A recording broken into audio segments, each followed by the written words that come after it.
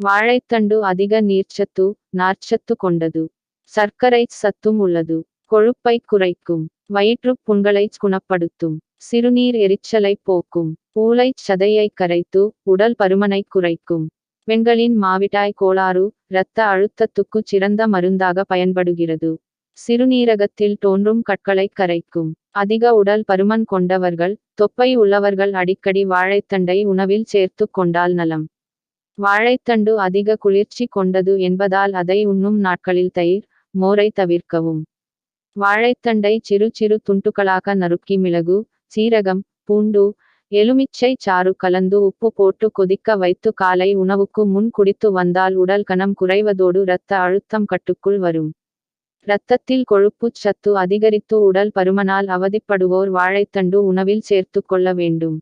வாழைத்தண்டு பொரியல் செய்து சாப்பிட்டால் குடலில் சிக்கியுள்ள முடி, நஞ்சு போன்றவை வெளியேறிவிடும். காலையில் வெறும் வயிற்றில் வாழைத்தண்டி ஜூஸ் குடித்து வந்தால் நெஞ்செரிச்சல் குணமாகும். இரத்தத்தில் உள்ள சர்க்கரையின் அளவை கட்டுப்பாட்டில் வைக்க தினமும் வாழைத்தண்டு ஜூஸ் குடிப்பது நல்லது.